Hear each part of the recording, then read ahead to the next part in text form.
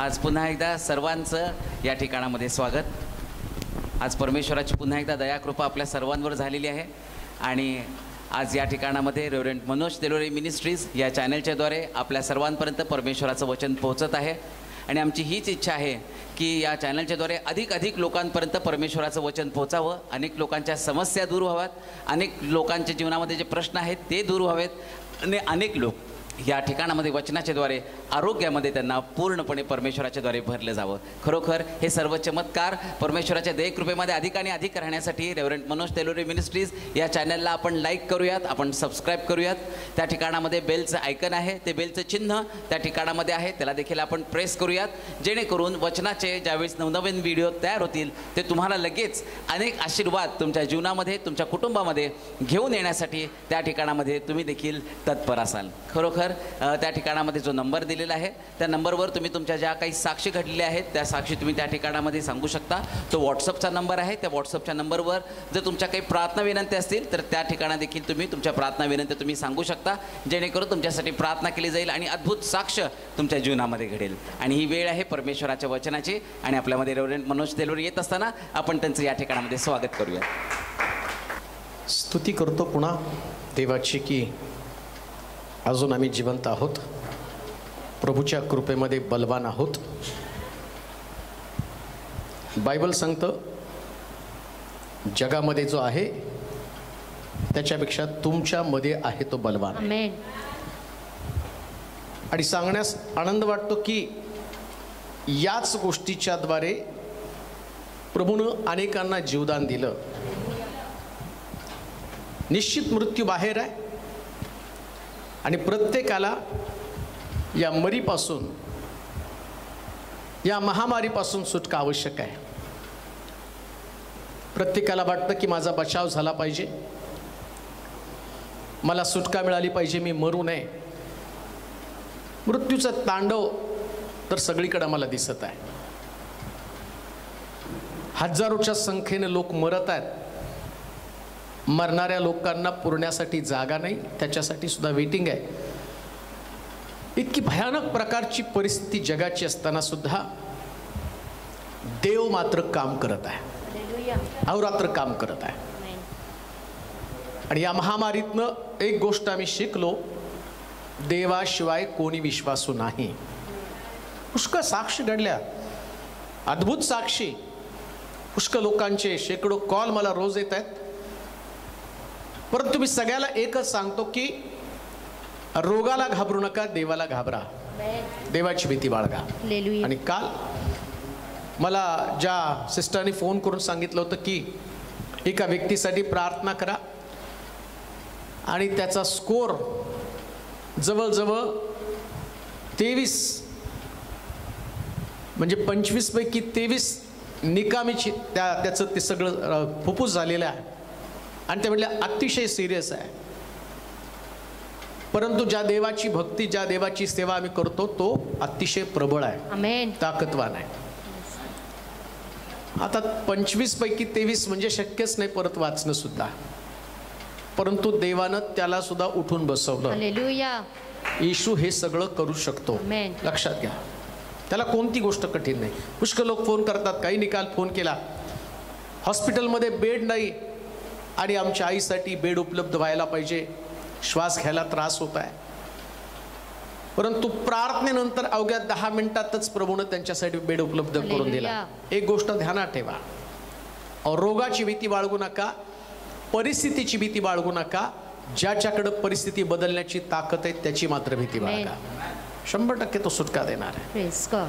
जगाची परिस्थिती कशी का असेना, पण देवाच्या लोकांनी या दिवसात प्रार्थनेमध्ये राहणं, विश्वासामध्ये राहणं गरजेचं आहे। याच्यापेक्षा भयंकर परिस्थिती हा काही एकच आजार आहे असं समजू नका, एकच संकट आहे असं समजू नका। येणाऱ्या दिवसात संकटाची मालिका सुरू असेल। कोणाला असं वाटलं की 2020 मध्ये सगळ्या पिढ्या संपल्या, परंतु 21 त्याच्यापेक्षा भयानक आलं। का तर लोकांचं लक्ष देवाकडे लागलं पाहिजे।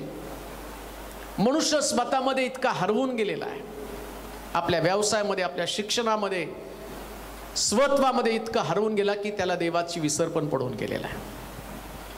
पुष्कळ लोक म्हणतात जर देवानी मरी पाठवली तर मग आम्ही प्रार्थना कशाला करायची?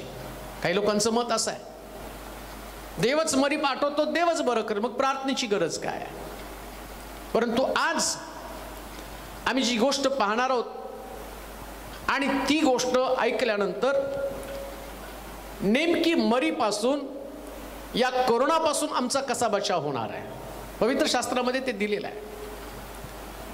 ही जी भयानक प्रकारची मरी आहे, हे जे जगावरती आलेलं संकट आहे, परंतु विश्वासणारा व्यक्ती जो ख्रिस्तावरती विश्वास ठेवतो त्याचा बचाव कसा होईल? अनेकांच्या प्रश्नांची उत्तर त्यातून मिळणार आहेत. आणि वचन स्वीकारा बरं का. गेल्या आठवड्यामध्ये जो वचन सांगितलं होतं की त्याच्यामध्ये म्हटलं डोंगरावरचे 5 गौरवी अनुभव ज्याने स्वीकारलं त्यांच्या जीवनामध्ये त्यांची परिस्थिती बदलली, देवानं त्यांच्या जीवनात काम केलं. मला चांगलं आठवतं, एक तरुणानं मला फोन केला होता आणि त्यांनी सांगितलं होतं की मी मेडिकलचा बिझनेस सुरू करतो, करू का नको, आता परिस्थिती अशी आहे. परंतु मी त्याला म्हटलं काळजी करू नको, मी प्रार्थना करतो, तू चालू कर. आणि नंतर त्याचा रिप्लाय आला की देवानं मेडिकलच्या बिझनेसमध्ये माझं सहाय्य केलं आणि मला चांगल्या ऑर्डर्स मिळू लागल्या.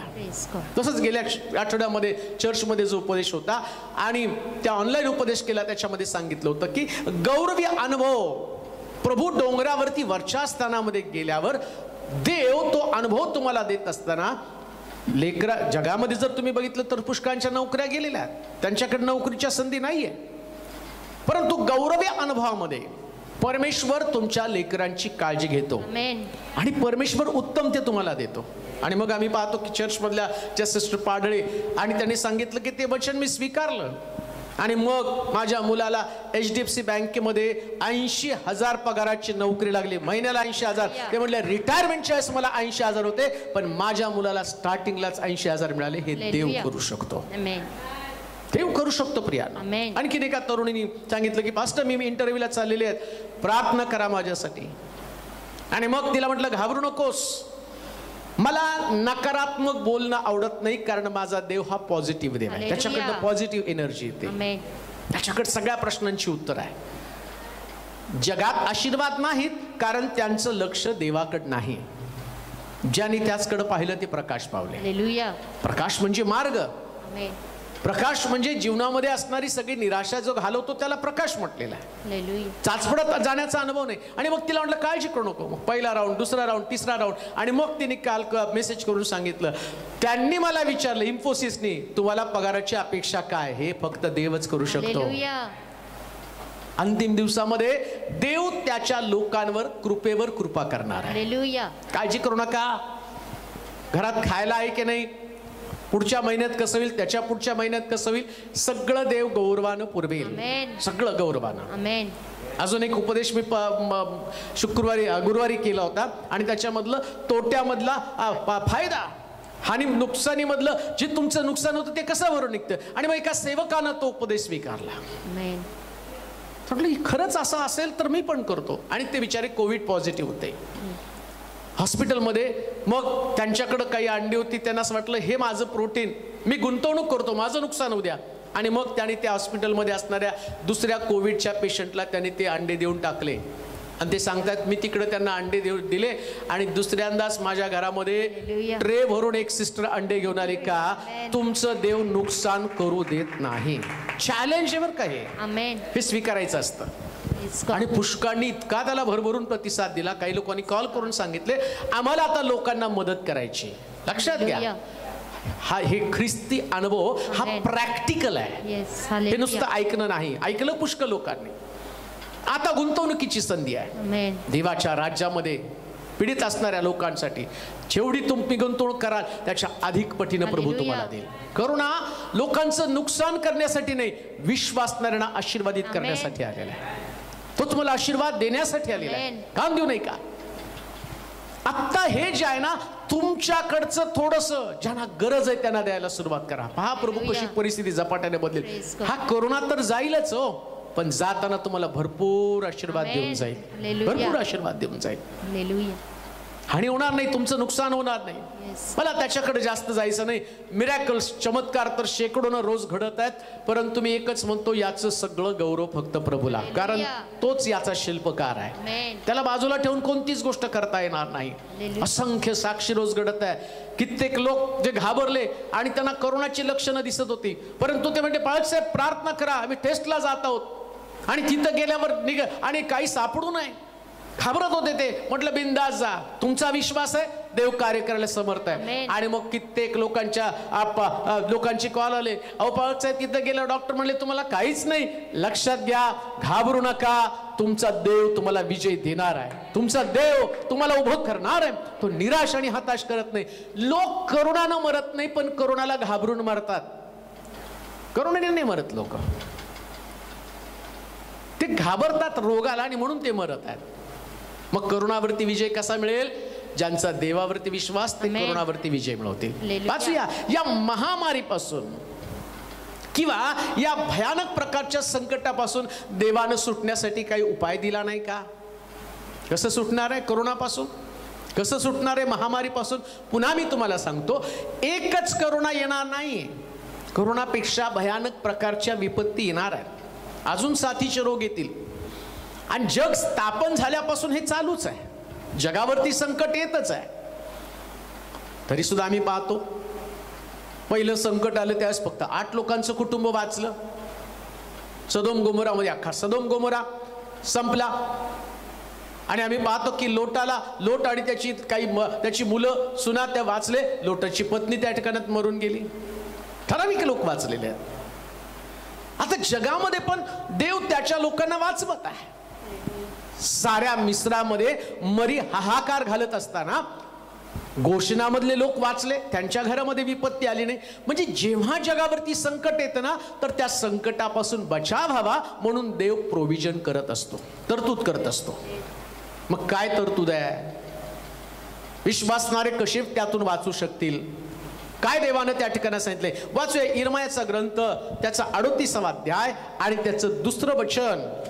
या मरीपासून ज्याला वाचायचंय, मंडळीला, सेवकांना आणि जे देवाचं वचन ऐकत आहेत, जे कोणी मला फेसबुकवरून, यूट्यूबवरून, टीव्हीवरून ऐकत आहेत, तुमच्यासाठी बचावाचं सूत्र काय? इर्मायाचं पुस्तक 38वा अध्याय आणि त्याचं 2रं वचन. परमेश्वर म्हणतो, जो या नगरात राहील तो तलवारीने दुष्काळानं व मरीने मरेल.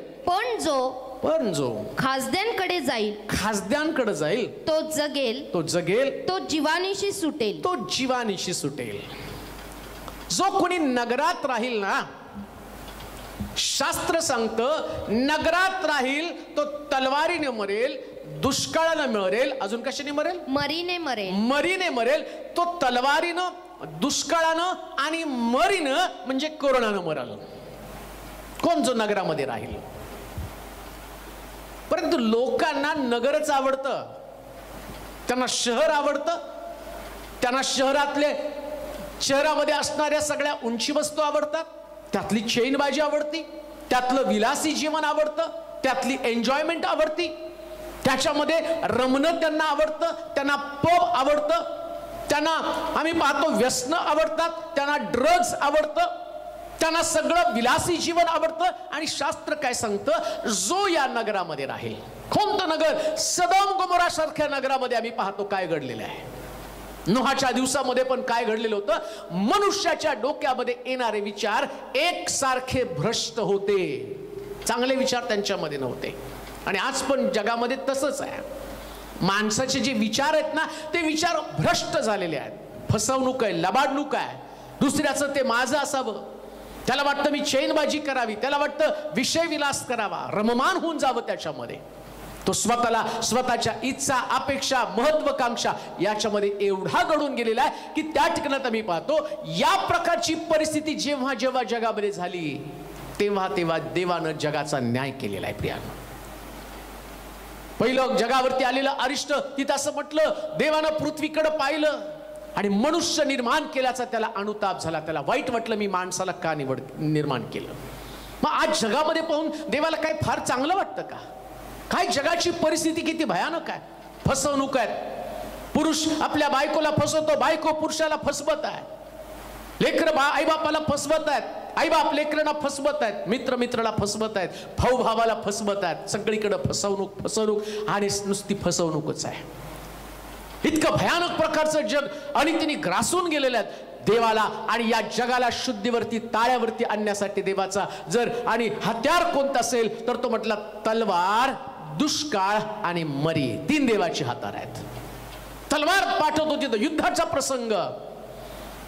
मनुष्य देवाला विसरतो ना, त्यास देव त्या देशामध्ये युद्धाचा प्रसंग निर्माण करतो. मग राष्ट्र राष्ट्रावरती, राज्य राज्यावरती, गाव गावावरती, जाती जातीवरती आणि एकमेकाच्या विरोधामध्ये प्रत्येक जण उठलं जातं. एक युद्ध आहे. दुसरी गोष्ट आम्ही पाहतो तो दुष्काळ तिथं पाडणार आहे. आणि तो दुष्काळ पाठवतो का? लोकांनी देवाचा धावा करावा. अहो अजून तर काहीच नाही आहे. लोक म्हणतात 1500 रुपये खात्यावर टाकल्यावर आम्ही कसं जगायचं. अहो आता तेवढं तर मिळतंय, पण देवाची कृपा काढून घेतल्यावर ते सुद्धा मिळणार नाहीये. असं लिहिलंय शास्त्रामध्ये. आपली लेकरं मारून त्यांचं मांस शिजवून खातील. ते दिवस अजून लांब आहेत. ते दिवस येतील ना, खायला मिळालं नाही तर तुम्ही एकमेकाचे लेकरं मारून खाल. इतकी परिस्थिती भयानक होईल. स्वतःचे लचके तोडून खाल. इतकी भयानक परिस्थिती जगाची होईल. का?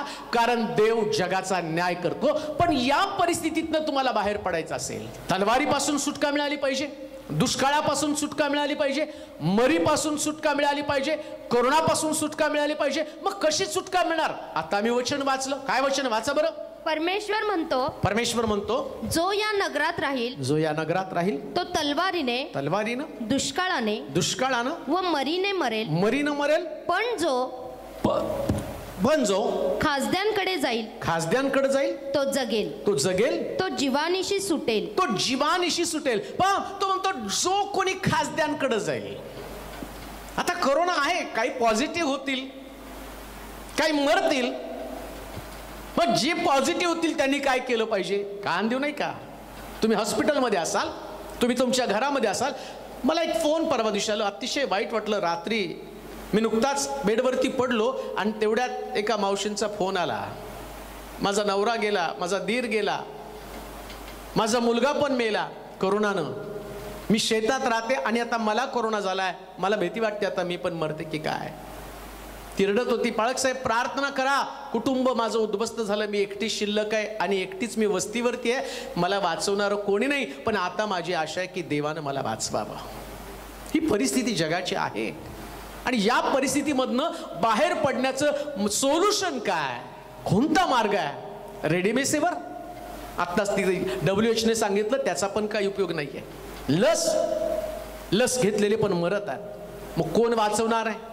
जगाला वाचवण्यासाठी दुसरा कोणी मसीहा त्या ठिकाणात नाही का? परमेश्वराचं वचन सांगतं खासद्यांकडे जा. कोण आहे खासदी? मग विश्वासणाऱ्या लोकांनी, ईश्वरती विश्वास ठेवणाऱ्या लोकांना आणि खासद्यांकडे जायचं म्हणजे कुठं जायचं नेमकं? कोण आहे ते खासदी? या खासद्यांकडे गेल्याशिवाय तुमचा बचाव होणार नाही. तो हमखास तुम्ही मरणार नाही, तुम्ही वाचणार. तुम्हाला प्रोलॉंग लाईफ किंवा तुम्हाला वाढणारं जीवन मिळेल. आज तुम्ही पॉझिटिव्ह असाल, घाबरू नका. या पॉझिटिव्ह नंतर सुद्धा तुमच्यामध्ये आणखीन एक पॉझिटिव्ह आशा असणार आहे. तुमच्याकडे सकारात्मक बातमी असणार आहे. कोणती बातमी? हा कोरोना तुम्हाला मारणार नाही, तुमचं आयुष्य वाढवणार आहे. इथं लिहिलंय, मी बाहेरचं नाही सांगत, वचनातनं सांगत आहे. मग त्याला सोल्युशन काय? तो म्हणतो खासद्यांकडे जा. मग काय खासदी आहे? कोण आहे ते खासदी? असं कोणतं डॉक्टर आहे, असं कोणतं हॉस्पिटल आहे, असं कोणतं मेडिसिन आहे की ज्याच्यामध्ये सांगितलं की तुमचं आयुष्य मी वाढवणार आहे? आज सगळे लोक म्हणतो इम्युनिटी पॉवर वाढवण्यासाठी सगळ्या जाहिराती आम्ही बघतो. मग म्हणतो कोणी हात धुवा, कोण म्हणतं आणि हे सॅनिटायझर वापरा, कोणी म्हणतं हे आणि च्यवनप्राश तुम्ही का, कोणी म्हणतं अंडी खा, कोणी म्हणतं दूध हळद प्या. सगळं करून करून करून करून आम्हाला असं वाटतं आम्ही वाचणार आहोत. परंतु परमेश्वराच्या वचनामध्ये एकच सोल्युशन दिले, खासद्यांकडे जा. खासदी म्हणजे ज्ञानी लोक. खासदी लोक कोण आहेत? कोण खासदी आहेत? ज्यांनी आम्ही पाहतो आकाशामध्ये तारा पाहिला आणि ते ज्ञानी लोक ते येशूच्या शोधासाठी गेलेले आहेत. ते खासदी लोक आहेत, त्यांना खासदी म्हटलेलं आहे. मग आम्हाला ज्ञानांकडे गेलं पाहिजे. या खासदी लोकांकडे म्हणजे ज्ञानांकडे गेलं पाहिजे, त्या ज्ञानी पुरुषांकडे. बायबल सांगतं खासद्यांकडे गेल्याशिवाय तुमचा बचाव होणार नाही. मग कोण हे ज्ञानी लोक आहेत जे आम्हाला ज्ञानाचं शिक्षण देतात, जे आम्हाला बचाव करण्याचं शिक्षण देतात? काय ज्यांनी आणि डॉक्टरेट केलेले मेडिसिन मध्ये ते तुम्हाला शिक्षण देतील का? जो थेरपिस्ट आहे, एखादा चांगला सर्जन आहे आणि जे परदेशामध्ये असणाऱ्या लसी, स्वदेशी लसी, कोण तज्ञ तुम्हाला वाचवणार आहे? कोणी तज्ञ वाचवणार नाही. देवाच्या वचनात सांगितलं ज्ञानी लोक जे पवित्र शास्त्रामध्ये आहे आणि तेच तुमचं आम्ही पाहतो की आणि तुम्हाला वाचवणार आहे. मग कसं वाचणार आहात? मला वाटतंय मत्त्याचं शुभवर्तमान त्याचा दुसरा अध्याय त्याची 1 आणि 2 वचनं वाचूया. खाजदी लोक म्हणजे ज्ञानी लोक किंवा त्याला मागी लोक म्हटलेले आहे. आणि परमेश्वराचं वचन आम्हाला सांगतं की तुम्ही खाजद्यांकडे गेल्यावर तुमचा बचाव होणार आहे, तुमचं आयुष्य वाढणार आहे. खाजद्यांकडे गेल्यावर जीवानीशी वाचाल आणि तुमचं आयुष्य वाढेल, तुम्ही मरणार नाही. तर तुम्ही या कोरोनापासून, महामारीपासून, तलवारीपासून, दुष्काळापासून तुमचा बचाव होणार आहे. वाचूया मत्त्याचं शुभवर्तमान 2 अध्याय 1 आणि 2 वचन. हेरोद राजाच्या काळात यहुदियातील बेतलेमात येशूच्या जन्मानंतर पहा पूर्वेकडून मागी म्हणजेच खाजदी लोक यरुशलेमेस येऊन विचारपूस करू लागले की यहुद्यांचा राजा जन्मास आला आहे तो कोठे आहे. पहिलीच गोष्ट, खाजदी तुम्हाला काय शिकवतात, ज्ञानी तुम्हाला काय शिकवतात, विचारवंत तुम्हाला काय शिकवतात. आता तज्ञ तुम्हाला सांगतात, विचारवंत तुम्हाला काय सांगतात? ते म्हणतात मास्क वापरायलाच पाहिजे. पण हे दुसरीकडून कुठून नाही आले, हे बायबल मधून आलेले बरं का. हात धुवा, सोशल डिस्टन्सिंग पाळा, हे सगळं बायबलमध्ये. मला त्याच्यामध्ये नाही जायचं. मी तुम्हाला सांगेल हे सरकारला जे निर्देश दिले हे कोणी दिलेले आहेत? अहो, हजारो वर्षाच्या अगोदर बायबल लिहून ठेवलंय ना, याच्यामध्ये सगळं लिहून ठेवलेलं आहे. याच्यातलं ज्ञान त्यांनी घेतलेलं आहे. आणि हे ज्ञानी लोक जे विचारवंत लोक आहेत, या विचारवंत लोकांनी, जे जगामधले विचारवंत ज्ञानी लोक आहेत, या ज्ञानी लोकांनी आणि पवित्र शास्त्रातलं वाचलेलं आहे. आणि हे ज्ञानी लोक, आता त्या काळचे ज्ञानी लोक मी तुम्हाला सांगतो, ते त्या काळ शास्त्र ताऱ्यांचा अभ्यास करणारे लोक ते ज्ञानी लोक आहेत. खगोलशास्त्राचा अभ्यास करणारे ज्ञानी लोक आहेत. आणि या ज्ञानी लोकांनी काय पाहिलं? आकाशामध्ये एक तारा दिसतो आणि तो तारा पाहत पाहत आम्ही पाहतो की ते राजवाड्यामध्ये पोहोचले, यरुशलेमेमध्ये पोहोचले. ज्ञानी तुम्हाला काय शिकवतात माहिती का? वाचायचं असेल तर यरुशलेमेतच गेलं पाहिजे. यरुशलेम म्हणजे जिथं देवाचं मंदिर आहे. हालेलुया. यरुशलेम म्हणजे भक्तिमान लोकांचं एकत्र येण्याचं ठिकाण. प्रश्न तोच आहे. मी ऐकतो गेल्या लाटेमध्ये विश्वासणारे लोक कमी होते, या लाटेमध्ये पुष्कळ विश्वासणारे लोक पण मरत आहेत. परवा एका पास्टरने फार सुंदर स्टेटमेंट केलं. ते म्हटले मी कोरोना पॉझिटिव्ह झालो, मला भीती वाटली सगळं, आणि मी माझा परिवार सगळे आम्ही कोरोना पॉझिटिव्ह झालो आणि वाईट वाटलं, आता आम्ही मरतो का काय, पण आम्ही प्रार्थना केली, देवाने आम्हाला वाचवलं, हळूहळू त्याच्यातनं बाहेर काढलं. एक वाक्य त्यांनी त्या साक्षीमध्ये मला लिहून पाठवलं आणि ते काय म्हटले माहिती का? खरंच माझं चुकलं. सरकारनं सांगितलेले निर्देश जर मी पाळले असते ना, मी सोशल डिस्टन्सिंग पाळलं असतं, मास्क वापरलं असतं, घरी राहिलो असतो, सॅनिटायझर आणि मी स्वतःला केलं असतं, तर या संकटात मी सापडलो नसतो. म्हणून त्यांनी म्हटले की काही झालं तरी ती देव त्यांना ज्ञान देतो आणि त्या ज्ञानाचं पालन करून आम्ही स्वतःचा बचाव केला पाहिजे. म्हणून पवित्र शास्त्रात देवानं अगोदरच ज्ञान देऊन ठेवलेलं आहे. हालेलुया. देव तुम्हाला वेगळं नाही सांगणार. मग हे ज्ञानी लोकांनी काय केलं?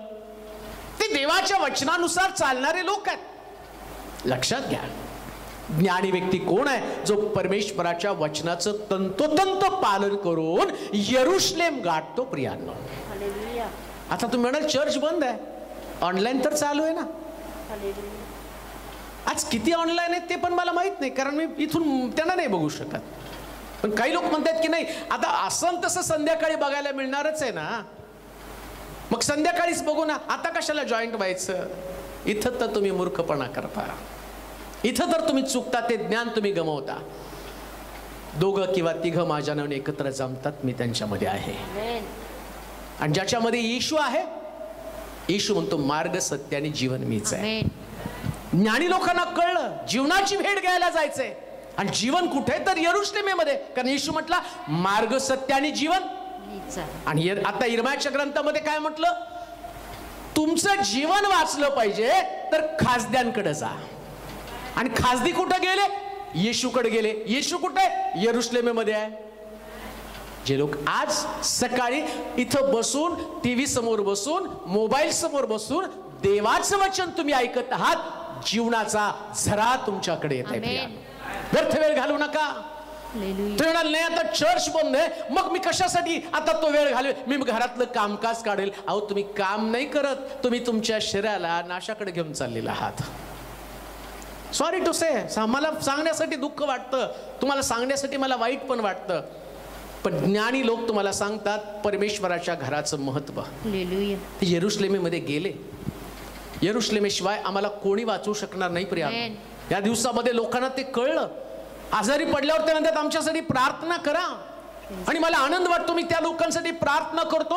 त्यांचा नुसता मेसेज आल्याबरोबर तिथंच म्हणतो, देवा या व्यक्तीची प्रार्थना तुझ्यापर्यंत पोहोचू दे, तिच्या विश्वासाप्रमाणे तिला बरं कर. आणि दुसऱ्यांदा रिझल्ट कळतो की लगेच देव त्यांना बरं करत आहे. हे लक्षात ठेवा, परमेश्वर आपल्या सिंहासनावरून उठलेला आहे आणि त्याला असं वाटतं माझ्या लोकांची मदत करावी, माझ्या लोकांची मदत करावी. पण असे कोण लोक आहेत जे देवाचा धावा करत आहे, जे यरुशलेमेकडे तोंड करत आहे. कान देऊ नाही का, कालपर्यंत यरुशलेमेला महत्व देणारे लोक आता ते मृत्यूच्या दाढेमध्ये अडकलेले असतील. देवाचे प्रिय लोक, इथून जीवन तुमच्याकडे येतं म्हणून देवाचं घर. ज्ञानी सांगतं, परमेश्वराच्या, दावीद सुद्धा म्हणतो की मी अरे परमेश्वराच्या घरात उभं राहणाऱ्यांची केवढी धन्यता. मी परमेश्वराचं एक वरदान मागितलं ते हे की त्याच्या मंदिरात माझी वस्ती व्हावी, मी अहोरात्र त्याचं मनोरूप पाहतावं. का या दाविदाला आणि वाचवणारीशी कोणती ताकद होती? शौल त्याच्यावरती चाल करून जात होता, गल्ल्यातासमोर तो वाचला. याचं कारण एकच आहे, त्याच्या हृदयामध्ये यरुशलेम आहे. यरुशलेम त्याच्या अंतःकरणामध्ये.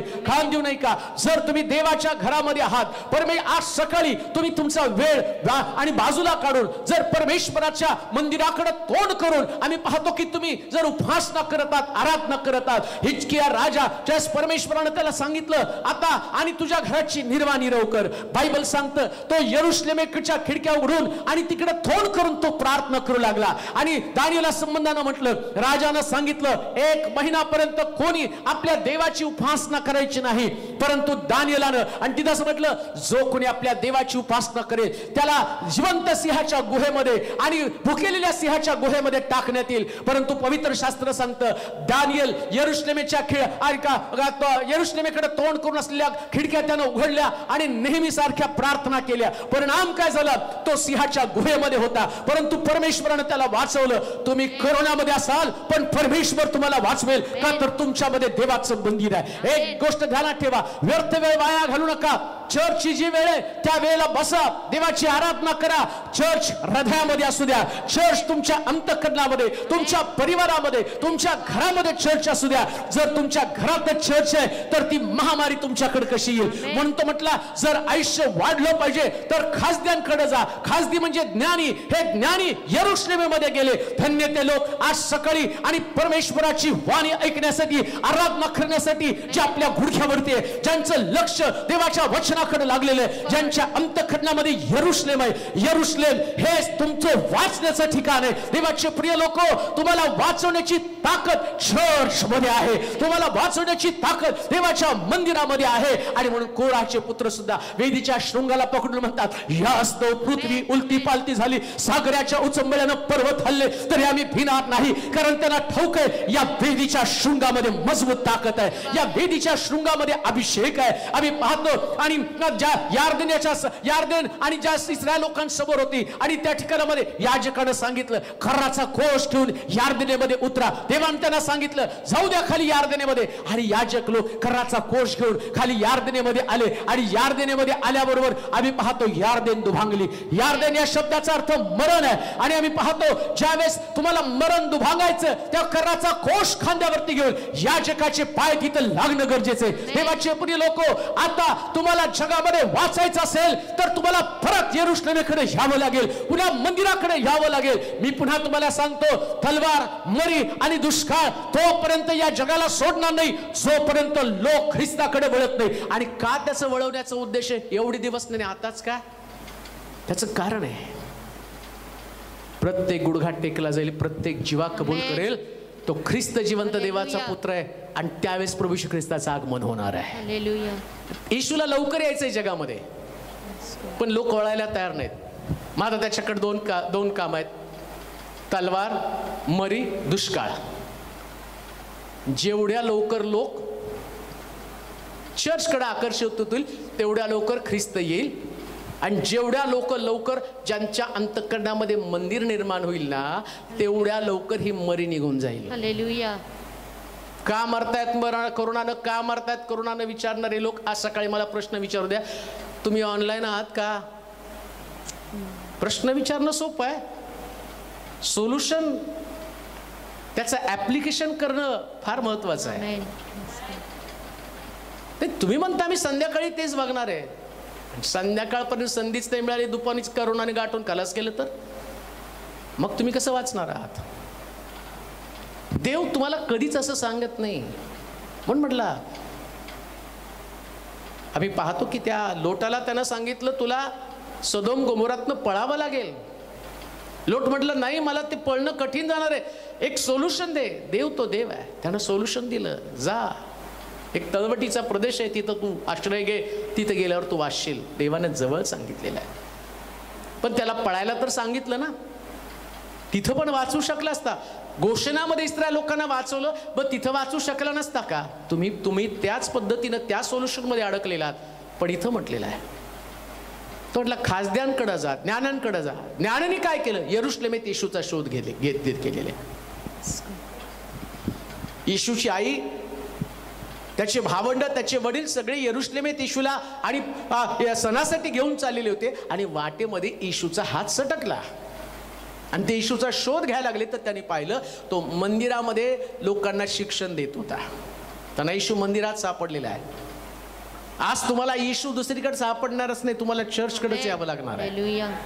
चर्चकडेच तुम्हाला यावं लागणार. ते तुम्हाला आवडो अथवा न. चर्चमध्ये पॉलिटिक्स आहे, अमकय तमकय. मग घरात तुमच्या थोडं पॉलिटिक्स आहे का? तुमच्या घरात काही कमी राजकारण चाललंय का? सासू सुनेच्या विरोधात, नवरा बायकोच्या विरोधात, बाप मुलं आई वडिलांच्या विरोधामध्ये. तिथं पॉलिटिक्स चाललं तरी घरात राहता. कारण का? तुम्हाला वाटतं नाही जायचं कुठं? बाहेर गेलं तर मग कसं आमचं होणार आहे? मग चर्चमधनं बाहेर गेल्यावर कसं होईल तुमचं? यरुशलेमकडे तुम्हाला यावंच लागणार आहे. ज्ञानी लोक यरुशलेमेमध्ये आले. ज्ञानी लोक आम्ही पाहतो की त्यानं येशूचा शोध घेतला. खरा ज्ञानी कोण आहे? जो येशूचा शोध घेतो तो खरा ज्ञानी. जगामध्ये ज्या वस्तू तुम्हाला सापडतात, सगळ्यांना असं वाटलं की आता लवकर कोरोनाची लस मिळाली तर फार बरं होईल. मग आमच्या सिरमनी काढली. सिरमनी काढल्यावर त्याच्यावर धडाधड लस आल्या. आता सगळ्या लसीविषयी संभ्रम निर्माण झाला. घ्यायची तरी कुठली? एक शोध लावला तर दुसरा लागतो. आणि परत कोणीतरी म्हटलं आता नाकामधलं औषध येणार आहे, नोझल येणार आहे आणि त्याच्यानं पण करोना बरा होणार आहे. म्हणजे एका शोधानंतर दुसरा शोध येईल आणि तो पहिल्या शोधाला पुसून टाकेल. पण एकच शोध याच्या शोधानंतर सगळा शोध संपतो आणि तो म्हणजे देव आहे. प्रिया, खरा ज्ञानी कोण आहे? मग देव, ज्याला जो अजूनपर्यंत कोणाला सापडला नाहीये आणि ज्याला सापडला तो बदलला. देव सापडल्याचं चिन्ह काय? तो बदलतो.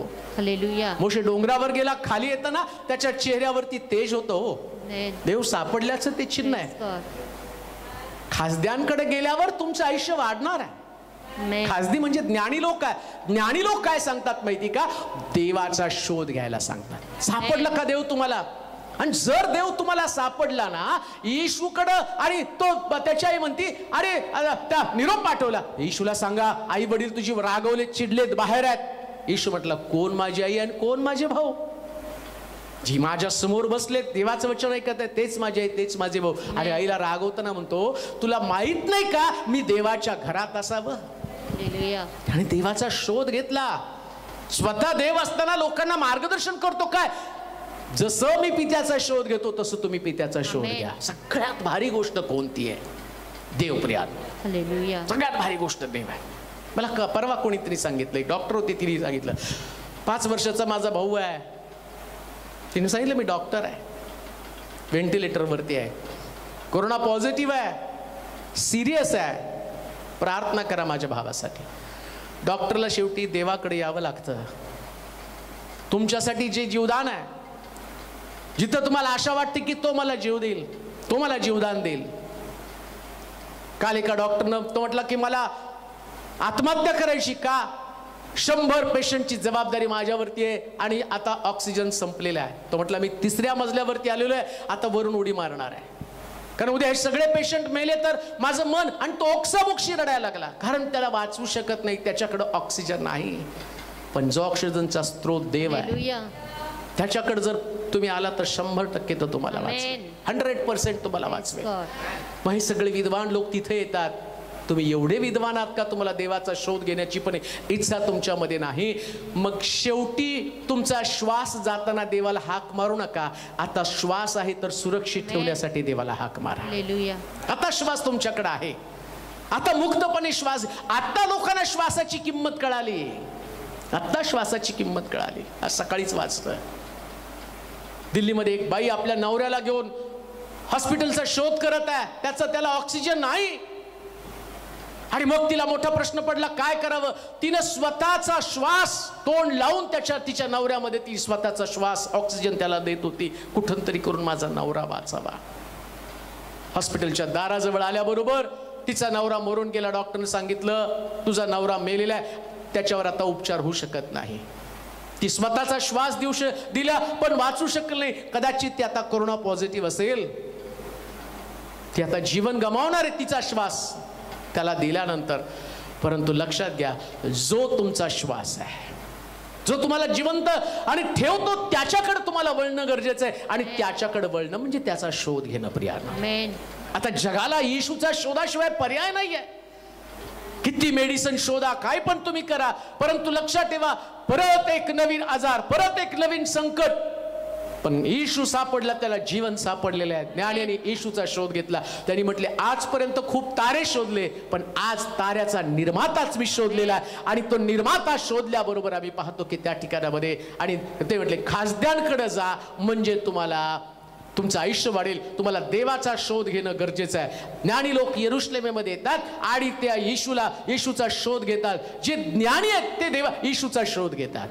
आज सकाळी जर तुम्ही येशूचा शोध घेणारे लोक असाल, तुम्ही चांगल्या नोकरीचा शोध घेतला, चांगल्या कॉलेजचा, चांगल्या शाळेचा शोध घेतला, चांगल्या घराचा शोध घेतला लग्नासाठी, चांगलं शहर शोधलं राहण्यासाठी, चांगली इन्व्हेस्टमेंट शोधली पैसे गुंतवण्यासाठी, आणि तुम्हाला असं वाटतं तुम्ही सुरक्षित आहात. परंतु लक्षात ठेवा, आता तुमच्या धनाला सुद्धा कसर लागण्याचा समय आलेला आहे.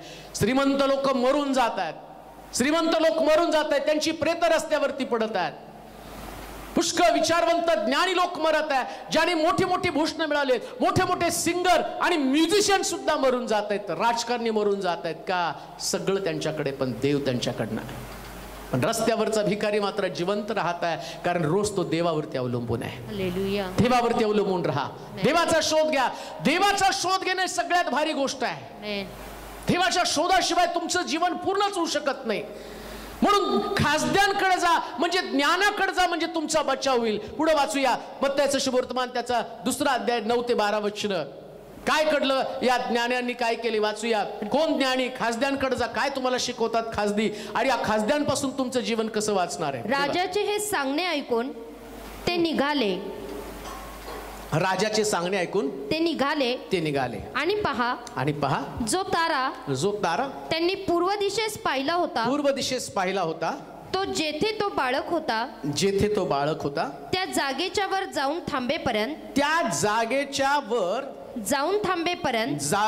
थांबेपर्यंत त्यांच्या पुढे चालला. 12पर्यंत तो तारा पाहून त्यांना अतिशय आनंद झाला. नंतर ते त्या घरात गेले. तेव्हा तो बालक आपली आई मरिया हिच्याजवळ असलेला त्यांनी पाहिला व पाया पडून त्यांनी त्याला नमन केले. आणि आपल्या द्रव्यांच्या थैल्या सोडून सोने ऊद व गंधरस ही दाणे त्याला अर्पिली. ज्ञानी लोक काय करतात? ते ताऱ्याच्या दिशेने निघतात. ज्ञानी लोक ते लोक नाही जे जगातली सगळी पुस्तकं अभ्यासत आहेत. ज्ञानी लोक ते नाही ज्यांना गुगलवरच्या प्रत्येक गोष्टीची माहिती आहे. परवा कोणीतरी गुगलवरती टाकलं होतं, मला त्याचं शॉर्ट करून पाठवला, तर त्याच्यात असं लिहिलं होतं, त्रासमुक्त जीवन हा शब्द तिथं टाईप करा आणि टाकला, असंच काहीतरी शब्द की जीवनामध्ये त्रास नाही, आनंदी राहण्यासाठी दुःखी न, इंग्लिशमध्ये त्यांनी टाईप केलं विदाऊट सॅडनेस लाईफ. त्याच्यावर आलं होतं विदाऊट मॅरेज, म्हणजे लग्नच करू नका, असं गुगलमध्ये आहे बरं का. ते मी बघितलं ते टाईप करून आणि मी हसलो तिथं. म्हणजे काही प्रश्नांची उत्तर गुगलकडे पण नाही आहेत, पण लोक म्हणतात की काहीच आपल्याला कमी पडलं ना गुगलचा शोध घ्यायचा. गुगलचा शोध घेऊ नका, ताऱ्याचा शोध घ्या. ताऱ्याचा शोध काय? तुझं वचन माझ्या पावला करता देवा माझ्या मार्गावरती प्रकाश. ज्ञानी लोक नेहमी ताऱ्याचा शोध घेतात. प्रिया, ताऱ्याचा शोध जर तुम्ही घेतला ना, वचनाचा शोध घेतला, ते वचन नेमकं तुम्हाला येशूकडे घेऊन जातं. जिथं बालक आहे तिथं तुम्हाला नेतं. आम्हाला बालकाकडे जायचंय हो, येशूकडे जायचंय. जगातली पुस्तकं तुम्हाला व्यसनाकडे नेतील, जगातली पुस्तकं तुम्हाला वेडं बनवतील, जगातले लोक तुमची शांती काढून घेतील, तुमचं मार्गदर्शन करणारे लोक तुम्हाला खड्ड्यात घालतील. एकच आहे जो तुम्हाला खड्ड्यातनं बाहेर काढतो. एकच आहे. आमेन. खासद्यांकडे जाते, तुम्हाला सांगतील अरे खरं ज्ञान कोणतं आहे. ते म्हटले आजपर्यंत अनेक ताऱ्यांचा शोध लावला, पण हा पहाटेचा प्रभातेचा तारा या सगळ्या ताऱ्यांपेक्षा भारी आहे. सगळ्या ताऱ्यांपेक्षा भारी आहे. आजपर्यंत अनेक चांगल्या गोष्टी तुम्हाला, मी नाही म्हणत की तुम्हाला मिळालं ते वाईट आहे. तुमची नोकरी चांगली असेल, तुमची पत्नी तुमचा पती चांगला असेल, तुमची लेकरं चांगले असतील, तुमचे आई वडील चांगले असतील, पण याच्यापेक्षा चांगलं कोण आहे तर तो येशू आहे. प्रियांनो, बस. हालेलुया. कारण तो जीवन आहे. आमेन. यिर्मयाच्या पुस्तकामध्ये म्हटलं तलवार, दुष्काळ आणि मरी याच्यापासून वाचण्यासाठी खासद्यांकडे जा. आता तुम्हाला ज्ञान्यांकडे गेला, खासद्यांकडे गेला. हे खासदी तुम्हाला काय सांगतात? अरे आम्हीच येशूचा शोध घेत घेत निघालो, ताऱ्याचं मार्गदर्शन घेत. तुम्ही कुठलं दुसरं मार्गदर्शन शोधत आहात? तुम्ही कुठल्या गोष्टीचा शोध घेत आहात? आम्हाला वाचण्यासाठी, आम्हाला पुढे जाण्यासाठी, आम्हाला नवीन गोष्टी शोधण्यासाठी त्या ताऱ्यानं मार्गदर्शन केलं. एक गोष्ट ध्यानात ठेवा, सगळ्यात जुनं पुस्तक हेच आहे आणि सगळ्यात नवीन गोष्टी याच पुस्तकात आहे. बाकी कुठं नाही सापडणार तुम्हाला. जगाच्या इतिहासातलं सगळ्यात जुनं पुस्तक बायबल, आणि बायबलमध्ये सगळ्या नवीन गोष्टी आहेत. बायबलमध्ये कम्प्युटर आहे, बायबलमध्ये टीव्ही आहे, बायबलमध्ये विमान आहे, सगळं बायबलमध्ये आहे. 6000 वर्षापूर्वी काही अस्तित्वात नव्हतं. 6000 वर्षापूर्वी कोणत्या गोष्टी अस्तित्वात नव्हत्या. आता जे आम्ही पाहतो आणि बायबलमध्ये ते दिलेलं आहे, आणि डिजिटलच्या करन्सी म्हटलेलं आहे, हे बायबलमध्ये आहे. एक नाणं, एक राज्य, एक करन्सी असणार असं बायबलमध्ये दिलेलं आहे. ते डिजिटल. तुमचं एटीएम कार्ड कुठेही घ्या, जगाच्या कानाकोपऱ्याचा घ्या, तिथं काय तुम्हाला डॉलरची गरज नाही, तुम्हाला रुपीची गरज नाही. घातलं काढलं झालं तुमची करन्सी तिथं. एकच चलन सगळीकडे जगामध्ये आलं. हे बायबलमध्ये आहे. म्हणून म्हटलं ताऱ्याचा शोध घ्यावं. इकडे तिकडे शोधत बसू नका. ज्ञानी लोक म्हटले, ज्यांनी करन्सी, हे डिजिटल करन्सीचा, कम्प्युटरचा शोध लावला, ते ज्ञानी लोक आहेत. आणि त्या ज्ञानी लोकांनी कुठं आले तर ते येशूकडे आले, देवाच्या वचनाकडे आले. देवाच्या वचनाकडे येणं गरजेचं आहे. ताऱ्याच्या दिशेने निघा. आता तुम्हाला देवाच्या वचनाकडे निघणं गरजेचं आहे. देवाचं वचन माझ्या हाडाला सत्व आहे. फ्रेश करतं, मला ताजं करतं. प्रियांनो, जगात सगळीकडे निराशेचा प्रसंग आहे. घराघरामध्ये दुःख आहे, घराघरामध्ये भीतीचं वातावरण आहे. रात्री झोपल्यावर त्यांना झोप लागत नाही, सकाळी उठल्यावर त्यांना साधा खोकला आला तरी त्यांना असं वाटतं कोरोना आला का. इतकी भीती, दहशत त्यांच्या अंतःकरणामध्ये आहे. पण दावीद म्हणतो त्याच्या वचनात लिहिलं, मृत्यू छायेच्या दरीतून जात असलो तरी मी अरिष्टास भिणार नाही, कारण तू माझ्या बरोबर आहे. तू माझ्या बरोबर आहेस. आमची एवढ्या सगळ्या सिस्टर, ब्रदर्स, डॉक्टर्स तिथं हॉस्पिटलमध्ये काम करत आहेत. मग कुठून त्यांच्याकडे डेअरिंग आलं? साधा एक व्यक्ती करोनाच्या संपर्कात आल्यावर त्याला भीती वाटतं, त्याला वाटतं जाऊन पटकन टेस्टिंग करून घ्यावी का, तर ते आणि त्याची बाधा मला होणार नाही. मग हे सगळे देवाचे लोक सुरक्षित काय, कारण तो माझ्या बरोबर आहे. त्याची आकडी व काठी मला धीर व आधार देतात. काय त्याची आकडी व काठी? देवाचं वचन हे आमच्यासाठी सगळ्यात सुंदर आकडी आणि काठी आहे. एकदा या त्याच्यामध्ये तुम्ही शिरला ना, मग तुम्हाला भीती येणार नाही. तिथं तुम्हाला समजेल त्याला बसल्या माराच्या फटक्याने मला आरोग्य प्राप्त झाले. विश्वासदारांची प्रार्थना दुःख नाही त्यास वाचवेल. ज्ञानी लोकांनी ताऱ्याचा शोध घेतला, ताऱ्याचं मार्गदर्शन घेतलेलं आहे. तुम्हाला ज्ञानी लोकांकडे गेलं पाहिजे, खासद्यांकडे गेलं पाहिजे. एकमेकाला विचारत बसू नका, आता मी काय करू, आता मी काय करू, कुठल्या डॉक्टरकडे जाऊ, इकडे जाऊ का तिकडे जाऊ. नाही हो, चांगल्या चांगल्या हॉस्पिटलमध्ये उपचार करणारे लोक पण मरायला लागलेले आहेत. आणि काल तर ते पाहिलं की अजून पेशंटचा श्वास चालू आहे पण बेड शिल्लक नाही म्हणून तसंच त्या मेलेल्या पिशवीमध्ये त्याला कोंबलन दिलं टाकून, जागाच नाही कुठं ठेवणार आहेत. नंतर चैन उघडून बघितली तर त्याचा श्वास चालू आहे. अहो, तुमची किंमत कचऱ्यापेक्षा एकदम हलकी झालेली आहे. कारण खाच पडलेला आहे कब्रस्तानमध्ये सुद्धा, एका त्या उस्मानाबादमध्ये कुठंतरी, आणि 5,000 रुपयाची लाच मागितल्या त्या कर्मचाऱ्याने, का तर त्याला जाळायसाठी लवकर नंबर लागला पाहिजे. इतकी भयानक स्थिती आहे. कोण वाचवणार आहे, कोण सुटका देणार आहे? मरणाची भीती, मेल्यावरती पुरायचं, जाळायची भीती, कुठंच कोणी कुणाला मदत करायला तयार नाही. पण ज्ञानी लोक सांगतात येशूचा शोध घ्या, ताऱ्याचं मार्गदर्शन घ्या, सुरक्षित यातून तुम्ही बाहेर पडणार. 100% करोना जाणार आहे, कारण तो माझ्या येशूपेक्षा मोठा नाहीच आहे. संकट त्यानंच पाठवलं, तलवारीपासून, दुष्काळापासून, मरीपासून वाचायचं तुला, खासदारांकडे जा, वचनाकडे या. आता बस झालं, बरेच दिवस पेपर वाचण्यात तुम्ही तासन तास खर्च केला, टीव्हीवरच्या बातम्या बघण्यासाठी तुम्ही दिवस रात्र खर्च करत आहात, कॉमिक्स वाचतात, सिरियल पाहतात, त्याच्यासाठी तुम्ही वेळ खर्च करत आहात. आणि सगळं संपल्यावर परत तुम्हाला भीती वाटते की मी मरणार आहे. पण रात्रंदिवस आता जर हे लॉकडाऊन आहे आणि कोणी कोणाला भेटत नाही, जर देवाचं वचन वाचत बसलो तर त्यामध्ये जीवन आहे प्रिया. ज्ञानी लोक तेच सांगतात. काय करा, ताऱ्याचं मार्गदर्शन घ्या. या कठीण जगामध्ये, कठीण परिस्थितीमध्ये तुम्हाला देवाच्या वचनाचं मार्गदर्शन घ्यावंच लागेल. मला असं वाटतं नीतिसूत्राचं पुस्तक, त्याचा 1ला अध्याय आणि 5वं वचन वाचता का? नीतिसूत्राचं 1लं अध्याय आणि त्याचं 5वं वचन. ज्ञानी पुरुषाने ऐकावे, ज्ञानी पुरुषानं ऐकावं, त्याचे ज्ञान वाढावे, त्याचं ज्ञान वाढावं, बुद्धिमानानं सुविचार प्राप्त करून घ्यावा, सुविचार प्राप्त करून घ्यावा. काय, कोण ज्ञानी आहे, कोण खासदी आहे? खासद्यांकडे जा, तिथं गेल्यावर तुझं आयुष्य वाढणार आहे. खासदी म्हणजे ज्ञानी. आणि देवाच्या वचनात ज्ञानी कोण सांगितलं? कोण ज्ञानी आहे? काय सांगितलं? ज्ञानी पुरुषाने ऐकावे.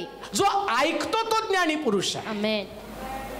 जो ऐकतो तो ज्ञानी पुरुष आहे. बरं का, बरेच लोकांना ते मेसेज पण, आता पहा, मोबाईलवरती जरी मेसेज ऐकत बसले ना तरी 2 मिनिटं 3 मिनिटं आणि त्यांना बंद करून बसावं असं वाटतं. नंतर कधीतरी सगळं बाकीचं सगळं भारूडभर चिंध्या बघितल्या ना, मग आम्ही त्या, अरे त्याच्याने काय होणार आहे, याने कसला फेसबुकला फोटो टाकला आणि त्याने कसला फेसबुकला पोस्ट टाकली, त्याचं काय झालं आणि याचं काय झालं, याच्यानं तुझ्यात भीती उत्पन्न होणार आहे. पण वचन जर तू आज ऐकशील ना, तू स्टॉप करून ते सतत मनन चिंतन करून ऐकेल. पुष्कळ लोक सांगतात, आम्ही ज्यावेळेस भीती वाटते ना, तुमचं वचन दिवसातनं 7-8 वेळा वाचतो आणि एक प्रकारची तरतरी एनर्जी येते आणि आम्हाला कळतं कोणीतरी शक्ती जगामध्ये आमच्यासाठी मार्गदर्शन.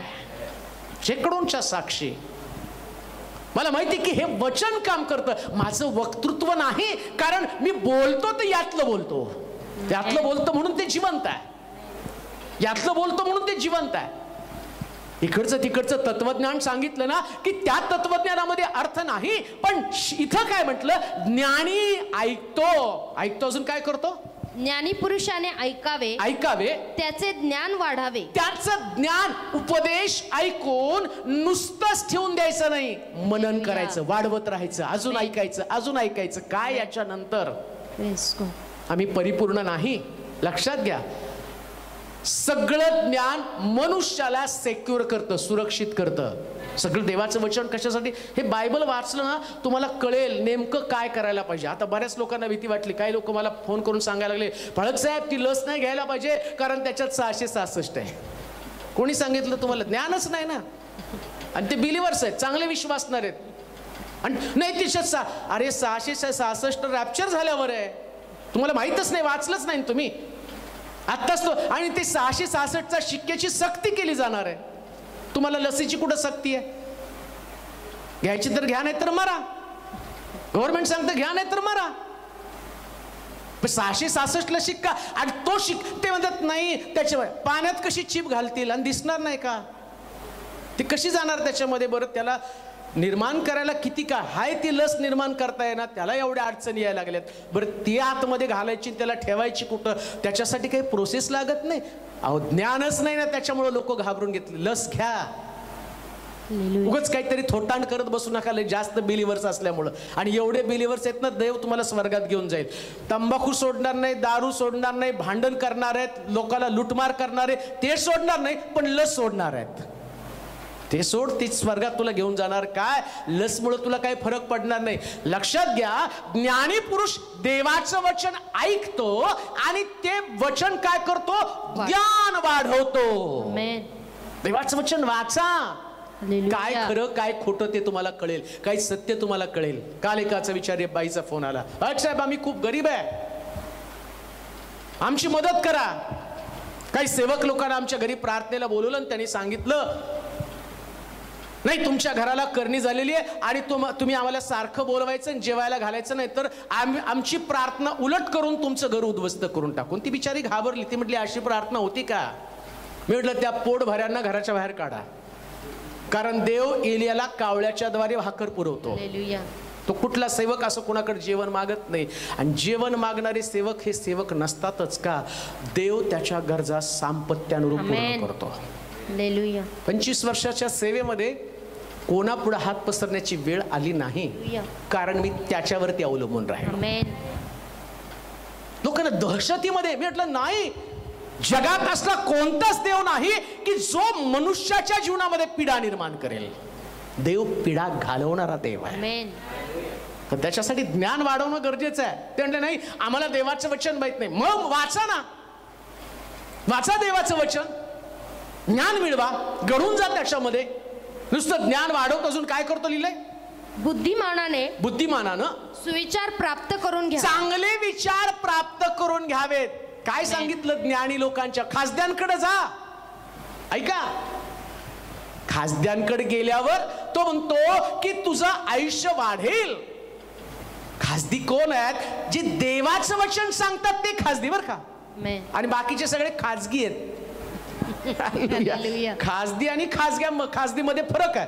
हे खासगी मध्ये सांगतात की तुम्ही आम्हाला जेवायला घाला, आणि खासदी काय सांगतात माहिती का, देवाचं वचन हे वाचवणारं वचन, चांगले विचार प्राप्त होतात. आता देवाचं वचन ऐकल्यावर तुमच्या डोक्यातनं करुणा काढून टाका. करुणा शरीरात नाही तो डोक्यात आहे. सारं सकाळी उठलं, थंड पाणी पिलं, थोडासा जरा घासा खाऊ खावला की त्यांना वाटतं झाले जंतू गेले आतमध्ये. मग नसला तरी तो कोरडा म्हणतो, आपने बोलाया हम आ गए, तुम्ही बोलवलंच मला, मी आलेलो आहे. आणि काही लोक इतकं सकारात्मक विचार करतात ना की त्या जंतूंना सुद्धा बाहेर पडावं लागतं. त्या विषाणूला सुद्धा तुमचे विचार नष्ट करतात, विचाराला नष्ट करतात. प्रियांनो, येशू ख्रिस्त कबरेमध्ये जात असताना त्यानं काय विचार केला, तो विचार बोलून दाखवला. नीट ऐका बरं का बायबल.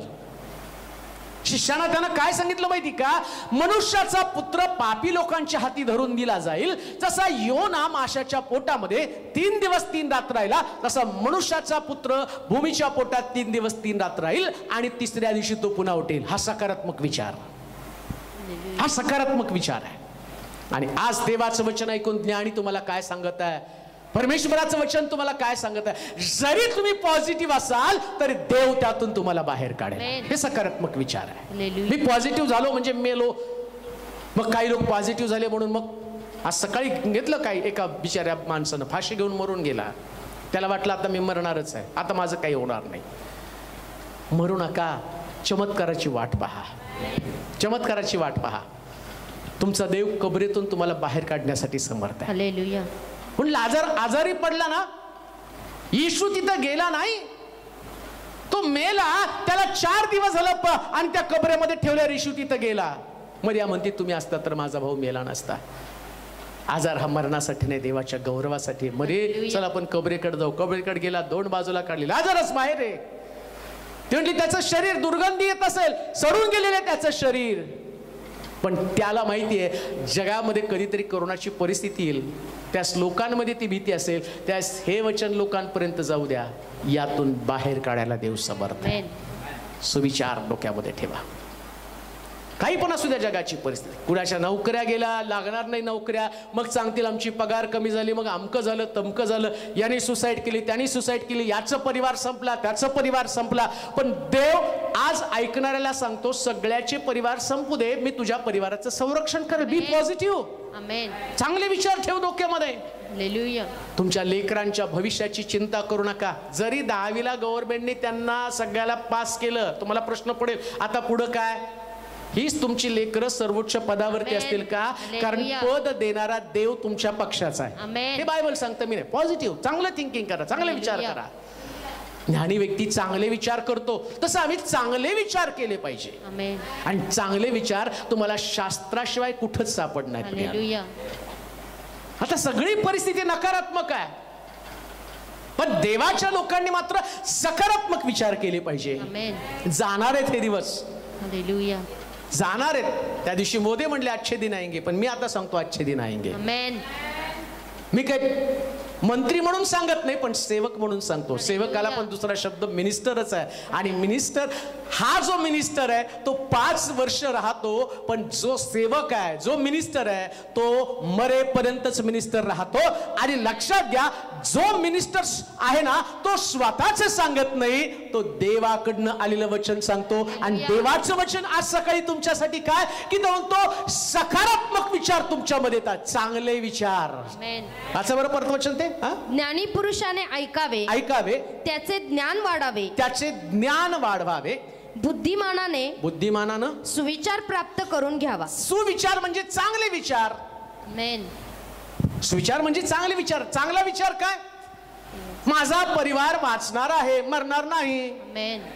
तू आत येशील तेव्हा आशीर्वादित, बाहेर जाशील तेव्हा आशीर्वादित, लिहिले वचनामध्ये. नाही तर बाहेर जाताना घाबरत जायचं, करोना इथे का तिथे, तिथे कुठे कुठं हात लागला तरी भीती वाटते, अरे बापरे करोना आला काय. काळजी घ्या, पण काळजीचा अतिरेक विचारांमध्ये होऊ देऊ नका. काळजी घ्या, मी नाही म्हणत तुम्हाला हात धुवू नका, हात धुवा, पण हात धुतल्यावर पण तुमच्या डोक्यामध्ये ते विचार येता कामा नये. विचार पण धुवून टाकायचे, प्रभू मला सुरक्षित ठेवील, माझ्या घराला, माझ्या लेकराला, माझ्या पतीला. बऱ्याच लोकांना असं वाटतं, अजून त्यांना कोरोनाचा गंध नाही, पण बातम्या वाचल्यावर याला ICU बेड मिळाला नाही, तडफडून तर मला नाही मिळाला तर झाला का. चांगला खातो पितो, घरामध्ये मस्त राहता, सगळं करता, आणि मला झाला नाही तर मग मला नाही बेड मिळाला तर. अरे तुला होणार नाही या विचाराने जगायला सुरुवात कर ना. झाल्या होईपर्यंत सगळी परिस्थिती नॉर्मल असेल, कुणाला लागणार पण नाही त्याची गरज, येणार आहे कंट्रोल मध्ये सगळं. पण तोपर्यंत तुमच्यामध्ये संयम पाहिजे ना, तोपर्यंत तुम्हाला देवाकडे पाहिलं पाहिजे. खासद्यांकडे जा, तुझं आयुष्य वाढेल. खासद्यांकडे जा. सकारात्मक बातम्या पण आजकाल त्याच्यात दाखवायला लागले. आणि त्याच्यामध्ये पाहिलं, एकाचा 85 वर्षाचा मनुष्य आणि 25 त्याचा स्कोर, 25च्या 25, म्हणजे आता काय वाचणार आहे. पण व्हेंटिलेटर नाही, ऑक्सिजन नाही, आणि कुठला दवाखाना नाही, बेडवरती पडूनच त्यांना निवांत बसला आणि बरा झाला. का तर त्याच्याकडे सकारात्मक विचार आहेत. आणि काही लोकांकडे 5-10 मध्येच ते आउट झाले का, ते म्हटले की नाही आता मी मरणार आहे तर तुम्ही नाही मरणार, विचार मारणार आहेत. पण देवाचे लोक मात्र जसं गल्ल्याताकडे पाहून दावीद म्हणतो, परमेश्वराच्या नावानं तुझ्यावरती चाल करून जाईल. बाकीचे लोक खडकांमध्ये, गुहांमध्ये, विवरांमध्ये लपून बसले, पण दावीदानं इतिहास घडवला, त्याने गल्ल्याताला मारलं. आणि करोनाला मारून या जगामध्ये देवाचे लोक म्हणून एक विजयी जीवन जगणार आहोत. म्हणून तो म्हटला, ज्ञानांकडे, खासद्यांकडे जा, तुझं आयुष्य वाढेल. दर्शनाकडे या, ज्ञान वाढवा. आता खासद्यांकडे गेल्यावर मत्तयाच्या शुभवर्तमानाकडे जाऊया. मत्तयाचा 9वा अध्याय, त्याचं 11 वचन वाचा बरं. मत्तयाचं शुभवर्तमान काय त्या ठिकाणामध्ये या खासद्यांकडनं शिकायला मिळतं. हे पाहून परुषी त्याच्या शिष्यास म्हणाले. मत्तय 2रा अध्याय 11 वचन. नंतर ते त्या घरात गेले. त्या घरात गेले. तेव्हा तो बालक आपली आई मरिया हिच्याजवळ असलेला त्यांनी पाहिला व पाया पडून त्यांनी त्याला नमन केलं. आणि आपल्या द्रव्याच्या थैल्या सोडून सोने ऊद व गंधरस ही दाणे त्याला अर्पिली. काय ज्ञानांकडे शिकायला मिळतं. खासद्यांकडे जा, तुझं आयुष्य वाढेल. आणि काय खासद्याने शिकवलं, जिथं येशू आहे तिथं गेले. ताऱ्याचा शोध घेतला, ताऱ्याचा शोध घेणं म्हणजे वचनाप्रमाणे चालणं. वचन काय करतं? तुमच्यामध्ये पॉझिटिव्हिटी निर्माण करतं, सकारात्मकता. लक्षात ठेवा, आज सगळे त्या कोरोना पेशंटला आणि काय केलं माहिती का, तर यांना सकारात्मक विचार, मग त्यांना मनसोपचार तज्ज्ञ तिथं पाठवतात सकारात्मक विचार करण्यासाठी. आता सरकारनं कुठून आणले हे? बायबलमध्ये आधीच दिलंय, नीतिसूत्राच्या पुस्तकामध्ये आधीच दिलंय. नीतिसूत्र कधी आहे? हजारो वर्ष अगोदर लिहून ठेवलेलं आहे. मग कुठनं येणार ही पॉझिटिव्ह एनर्जी? ती देवाच्या वचनामध्ये. प्रत्येकाला असं वाटतं, डॉक्टरने हात टेकले, डॉक्टर सांगतात अब तुम दुआ करो, हम पहले से ही दुआ करेंगे. हालेलुया. त्यांनी सांगितल्यावर करण्यात काय फायदा? त्यास करण्याची ताकद राहते कुठं? आम्ही सगळ्याला फोन करतो, दुआ करो दुआ करो दुआ करो, पण आम्ही पहिल्यापासूनच दुआ करत राहिलो तर ती सकारात्मक एनर्जी या कोरोनाच्या विषाणूला नष्ट करतात. कोरोनाचे विषाणू कोणाकडे येतात माहिती का? पहिल्यांदा ज्या घाबरतात, असं वचन बायबलमध्ये दिलं, ज्याची मला भीती वाटते तेच माझ्या समोर येतं. तुम्हाला जर कोरोनाची भीती वाटली ना, नाही नाही म्हणलं तर तुम्हाला गाठणारच. आणि तुम्ही म्हणलं ना मी मरणार, कोरोना झाला, तर मग तुम्ही मरणारच. पण तुम्ही म्हटलं ना, नाही माझ्याकडे उजवीकडे सहस्रावधी, डावीकडे लक्षावधी पडतील तरी ते मला, ही सकारात्मक ऊर्जा तुम्हाला देवाच्या घराकडे घेऊन जाते. ज्ञानी लोक परमेश्वराच्या घराकडे आले. मरण सगळीकडे होतं बरं का त्या काळामध्ये. हेरोद राजानं 2 वर्षाच्या आतील बालक सगळी मारली, तलवार होती त्यावेळेस. आणि हेरोदाला आता काय होतं माहिती का? या हेरोदाला त्या येशूला पण मारायचं होतं, मरीनं त्या तलवारीने त्याला मारायचं होतं. आणि राजाची आज्ञा काय होती ह्या लोकांना? या लोकांना राजाची आज्ञा होती, तुम्हाला सापडला तर मला पण कळवा. का? तर मला त्याला मारायचंय. तो म्हटला नाही, मला त्याला भेटायचं नाही, त्याला मारायचं होतं, कारण तो राजा आहे. आता राजाची आज्ञा मोडली तर यांना पण मरण असणार आहे, म्हणजे यांना पण मरणाची भीती आहे. राजा सांगतो ते करायला पाहिजे. पण येशू भेटला ना, मरणाची भीतीच निघून जाते, मरणाची भीतीच निघून जाते. राजाची आज्ञा त्यांच्या लक्षात राहिली नाही. येशू भेटल्याबरोबर काय केलं ज्ञानी लोकांनी? आधी त्यांच्याकडे द्रव्याच्या थैल्या होत्या, सोने होतं, ऊद होतं, गंधरस, सेंटेड. पहा, श्रीमंत लोकांकडे भारी सेंट असतो. गंधरस म्हणजे तो सेंट आहे, ऊद त्याच्यामध्ये पण सुवास आहे. पण राजा भेटल्यावर त्यांनी काय केलं माहिती का? सगळं स्वतःसाठी होतं मोलवान, पण त्याने येशूकडे पाहिलं, त्यांना समजलं आता याच्यापेक्षा मोलवान व्यक्ती मला सापडलेली आहे. मोठं मोलवान बाळ सापडलं येशू. येशू सापडल्याबरोबर त्यांना त्यांच्या द्रव्याची पण किंमत वाटली नाही, पैशाची किंमत वाटली नाही. हो, अजून पण लोक मरायला लागलेत, पण त्यांचं पैशावरती भयंकर प्रेम आहे. त्याला सगळ्यात चिंता काय लागून राहिली माहिती का? चीनमध्ये इकडे तिकडे सगळीकडं तरुण लेकरांनी जिवंतपणे 22-25 वर्षाच्या पोरांनी जिवंत मृत्यूपत्र करून ठेवलं. मी मेल्यावर कोरोनाला, आणि कोरोनाने मेलं तर या लोकांना माझा वारस असावं आणि त्यांना संपत्ती द्यावी. म्हणजे त्यांना अजून पण वाटत नाही मरणाऱ्या लोकांना मदत करावी. हे मरत आहेत ना, त्यांची मदत केली पाहिजे. थँक्यू, सगळ्यांचे मी आभार मानतो. पुष्कळ लोकांनी मला साक्ष सांगितल्या, पाळक साहेब तुमचा तो हानीतला लाभ संदेश आम्ही ऐकला आणि आम्ही पुष्कळ लोकांना मदत करायला सुरुवात केली. पुष्कळानं सांगितलं, आम्ही काही पाळकांना भेटी दिल्या आणि मग आमच्या थैल्या आम्ही उघडल्या, त्यांना पाठवून दिल्या. 100% सांगतो, माझा देव गॅरंटीने तुम्हाला रिफंड करणार आहे. हालेलुया. आणि तुम्ही त्याची साक्ष मला सांगणार आहे. तुमच्या बिझनेस मधला फायदा, तुमच्या पगारीमधले बरकत, तुमच्या कुटुंबामधले आशीर्वाद हे तुम्ही अनुभवणार आहेत. कारण मी मनचं बोलत नाही, मला माहितीये हे विश्वास आहे. हालेलुया. या पुस्तकामध्ये सगळ्यात भारी गुंतवणुकीची हमी दिली जाते प्रिया. पण ज्ञानी लोकांनी काय केलं? ते आले आणि आल्याबरोबर त्यांनी राजाला पाहिलं आणि त्याच्या पाया पडले. कोण ज्ञानी आहे? या कठीण प्रसंगामध्ये जे आराधना करतात ते ज्ञानी आहेत. उपासना विसरू नका बरं का. हालेलुया. पुन्हा मी तुम्हाला सांगतो, ऑनलाईन चर्च असताना तर आराधनेच्या पहिल्या गाण्यापासून ऑनलाईन असा. काही लोक शेवटी येतात, 5 मिनिटं तरी ऐकावं. ते काय शिंपडायचं आहे पाणी? 5 मिनिटं 10 मिनिटं ऐकल्यावर तुम्ही स्वर्गामध्ये पोहोचणार आहे? कोरोनापासून स्वतःचा बचाव करणार आहात? स्वतःच्या बचावासाठी तर त्याने सांगितलं खासद्याकडे जा. राजा आल्याबरोबर पाहिल्याबरोबर त्याने तिथं काय त्याला नमन केलं. दोघं किंवा तिघं माझ्या नावानं उपस्थित असतात, मी त्यांच्यामध्ये आहे. इथं गाण्याला सुरुवात केली, देवाची उपस्थिती असल्याबरोबर तुम्ही गुडघ्यावर येता. तुम्ही घरामध्ये तर घरात कोण पाहतं? आकाश माझं सिंहासन, पृथ्वी माझं पाय ठेवण्याचं ठिकाण. तू वर आकाशात चढला तर तिथं मी आहे, समुद्रामध्ये तू गेला तर तिथं मी आहे. माझ्यापासून तू पळणार तरी कुठं? तो देव तिकडं सगळीकडे. तुझ्या घरामध्ये तू काय अवस्थेमध्ये? आता तुम्ही वचन ऐकत जर टंगळ मंगळ करत बसलाय, जांभळा वाकडे तिकडे जर व्हायला लागले, तुम्हाला वाटतं मला कोण बघत नाही, कसं वाचणार हो? तेवढं गांभीर्य देवाच्या सानिध्याविषयी तुमच्या अंतःकरणातली अस्वस्थता. कितीक वेळा त्या ऑनलाईन वाल्यांना सांगावं लागतं माईक बंद करा, माईक बंद करा, पण त्यांना त्याचं गांभीर्यच नसतं. तुम्हाला काय कोरोना सोडणार आहे? तुम्ही देवाच्या बाबतीत गंभीर नाही, मग देव तुम्हाला वाचवण्याच्या बाबतीत कसा गंभीर होईल? तुम्ही म्हणाल मला धमकी देता का? होय, मी तुम्हाला धमकीच देतोय, कारण वाचनात दिलंय ते. तुम्ही देवाच्या बाबतीत सिरियस नाही. अधिकाऱ्यासमोर तुम्हाला बसताना तुम्ही इतकं व्यवस्थित बसता, मग तुम्हाला माहित नाही देव त्या ठिकाणामध्ये तुम्हाला पाहत आहे.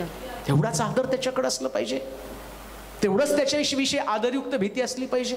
मला देव पाहतो, माझा उपासक, माझा निर्माता, ज्याच्यासमोर मला उभं राहावं लागणार आहे. पात्म बेटावरती योहानानं त्याला पाहिलं तर तो मूर्छित झाला असं लिहिलेलं आहे. मोशे पर्वतावर असताना तो देवा मला तुला पाहायचंय, अरे मला पाहणारा कोणी जिवंत राहणार नाही. खडकाच्या कपारीमध्ये त्याला ठेवलं, हात लावला, तरी सुद्धा मोशे मूर्छित झाला, शुद्धीवरती आला नाही. इतका देव मोठा आहे. आणि त्याच्या बाबतीमध्ये आमच्या भावना इतक्या, आमच्या संवेदना इतक्या मर्यादित आहे. आणि प्रश्न आम्ही देवाला विचारतो, देवा मरी का जात नाही? तो म्हणतो, अरे अजूनही तुम्हाला माझं खरं स्वरूप कळालं नाही. ज्ञानी लोकांना कळलं, ते गुडघ्यावरती आले, त्यांनी नमन केलं. टाकून द्या अहंकार, मीपणा, हा बालिशपणा. देवाविषयी गंभीर नसणं हा स्वभाव तुमच्यासाठी घातक आहे. ही वास्तवातली गोष्ट आहे. देव ही वास्तवातली गोष्ट आहे. स्वर्ग आणि नरक ही वास्तवातली गोष्ट आहे. कोणी त्याच्यापासून स्वतःचा बचाव करू शकत नाही. गंभीरपणे तुम्हाला देवाबाबतीत विचार करावाच लागणार आहे. लक्षात ठेवा, तुम्ही वचन ऐकायला बसलेलं नाही, परमेश्वर तुमच्याशी काय बोलतो हे ऐकण्यासाठी बसलेला आहे. तुम्ही माझ्यामध्ये, माझी वचन तुमच्यामध्ये. आज तुमच्यामध्ये वचनाच्या द्वारे येशू स्वतः हजर आहे. आता प्रश्न तोच आहे, येशू तुमच्यामध्ये हजर आहे या स्वरूपात तुम्ही बसलेला आहात का? तुम्हाला रविवार आहे आणि ऑनलाईन चर्च आहे आणि मग ते अटेंड करायला पाहिजे या भावनेनं बसला का? राजाला पाहिल्यावर जसं ज्ञानी लोक त्याच्या समोर त्यांनी गुडघे टेकले, त्याला नमन केले, ते शिक्षण तुम्ही घेतात. म्हणून तो म्हटला, खासद्यांकडे जाताल तर वाचताल. खासदी तुम्हाला काय ज्ञान शिकवतात? त्याच्यासमोर घटवणं, गुडघे टेकणं, नम्र होणं. प्रिया, नम्र व्हा, स्वभाव बदला. बरेच लोक मला सांगतात, माग साहेब सगळं करता येतं पण आणि प्रार्थना करताना आळस येतं, झोप येते. प्रार्थना करत त्यातनं मला बाहेर पडावा, आळस. अरे आळस हा तुझा स्वभाव आहे. बाकीचं तुला जेवताना नाही, कधी लागते का जेवता जेवता झोप? मी जेवायला लागलो झोपलो, असं होतं का? देवाचं वचन पण खातो आम्ही, कशी झोप लागते? खाताना तर तरतरीत होऊन अगदी ताव मारून मारून एक एक घास चावून चावून, मटण वेगळं, भात वेगळा, चपाती वेगळी, कोशिंबीर वेगळी, एवढं. आणि देवाचं वचन खाताना ती चव घ्या ना. हे ज्ञानी लोक तुम्हाला ती चव देतात हो. त्यांनी काय केलं? त्याला नमन केलं. ज्ञानी लोक 11 वचनामध्ये त्याने नमन केलं आणि त्यानं थैल्या उघडल्या. हालेलुया. थैल्या उघडणं म्हणजे अंतःकरण उघडणं, बरं का, मन मोठं करणं. ज्ञानी लोक तुम्हाला मन मोठं करण्यासाठी सांगत आहेत. मन मोठं करा. हा संकटाचा काळ आहे, एकमेकाला मदत करा. म्हणून येशू म्हटलं नाही का, मी उघडा होतो त्यास तुम्हाला वस्त्र दिले, मी भुकेला होतो त्यास तुम्हाला अन्न दिलं, मी निराश्रित होतो त्यास तुम्हाला घरी आणलं. देवाचं वचन ऐकणारे काही लोक असतील, तुमच्याकडे भरपूर पैसे असतील, लक्षात घ्या, पैसा तुम्हाला स्वर्ग राज्य देणार नाही. श्रीमंत मनुष्य मेला, दरिद्री लाजरस त्याच्याकडे वेदनेने तडफडत असताना कुत्रे येऊन त्याचं फोड चाटत होते. कुत्र्यामध्ये ती भावना होती की याचं थोडं तरी दुःख मी कमी करावं. तुम्ही जगातल्या लोकांचं थोडं दुःख कमी करू शकत नाही. उंटाला सुईच्या नाकात न प्रवेश करता येईल, पण श्रीमंताला देवाच्या राज्यामध्ये प्रवेश करणं कठीण आहे. एक कान देऊ नये का, जर देवानं तुमच्याकडे धन दिले ना, तर तुमच्या शेजारी कोणीतरी कोरोना पीडित असेल, ज्याला दवाखान्याचा खर्च करण्यासाठी ऐपत नसेल ना, थैल्या उघडा. तो यातल्या लहानातल्या लहानाला जो कोणी करेल ना, तो माझ्यासाठी करेल, माझ्यासाठी करेल. हे दिवस मस्त बसण्याचे दिवस नाही. खासद्यांकडे जाऊन शिका, खासद्यांकडे जाऊन शिका. हे दिवस आम्हाला देवावरती प्रेम करता आलं पाहिजे. ज्ञानी लोकांनी थैल्या उघडल्या आणि त्यानं सोनं, ऊद आणि गंधरस बाहेर काढला. 5 मिनिटांमध्ये सांगून मी तुम्हाला एंड करेल, पण ज्ञानी लोकांचं फार सुंदर आहे.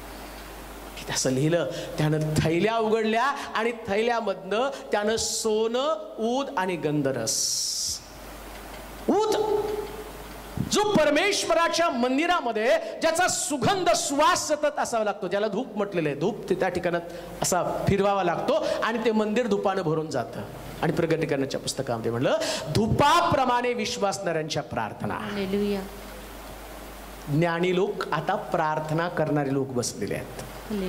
प्रार्थना करतात बरं का. तुम्हाला वेळ कोरोनाचा देवाने यासाठी दिलाय, आता तो विश्वासणाऱ्यांची टेस्टिंग करत आहे. काय करत आहे तुम्ही? टीव्ही बघत आहात, पेपर वाचत आहात, कॉमिक्स वाचत आहात, मॅगझिन चालत आहात, फालतूचा टाइमपास करत आहात का तुम्ही प्रार्थना करतात? आणि प्रश्न विचारते, का कोरोना जात नाही? का प्रार्थना करत नाही? का नाही प्रार्थना करत? बरं, किती प्रार्थना केली, किती टीव्ही बघितला, किती टाइमपास केला, किती मोबाईलवर बोलला, किती नातेवाईकांना फोन केला, किती वेळ त्यांच्याशी घालवला आणि किती वेळ देवाशी घालवला. ज्ञानी लोकांनी त्यांनी ऊद बाहेर काढला, त्यांनी गंधरस. गंधरस म्हणजे साक्षी तो. सगळ्या पॉझिटिव्ह साक्षी सांगा. कोण मेलं त्याचं शेअरिंग करू नका. कारण शास्त्रातील इथून पुढं विश्वास ठेवणारे आणि त्यांनी जे ख्रिस्तामध्ये मारतात ते धन्य. जर विश्वासणारा मेला तर तो आशीर्वाद आहे.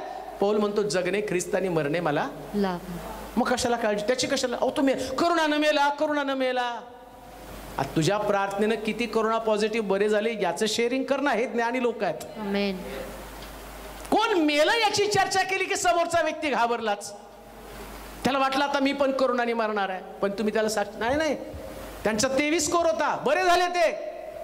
त्याच्यामध्ये ते सकारात्मक येणार. हेला ज्ञानी म्हटलेलं आहे. या साक्षी आहे, शेअरिंग आहे. एकमेकाला चांगल्या साक्षी शेअर करा, धैर्य द्या, आधार द्या. कोणी पण मला फोन केला आणि किती सिरियस असलं ना, मला कोणी परवा इकडे फोन, मला नावं नाही माहिती, पण एवढ्या आहेत, मी सगळ्या त्या माझ्या मोबाईलवर व्हॉट्सअपवर स्क्रीनशॉट करून मी मुद्दामून शेअरिंग करतो. कारण मला माहिती आहे हे ऐकूनच लोक बरे होणार आहेत, कारण त्यांना कळेल देव काम करत आहे. म्हणून त्या ठिकाणामध्ये देव काम करत आहे. तर ते तुमच्या बाबतीमध्ये घडलं पाहिजे. मग त्यानं सोनं काढलं, त्याने ऊद काढलं, गंधरस काढलं आणि सोनं पण काढलं. काही धन दुसऱ्यांसाठी वापरा, ज्यांना जे गरीब आहेत त्यांच्यासाठी वापर करा.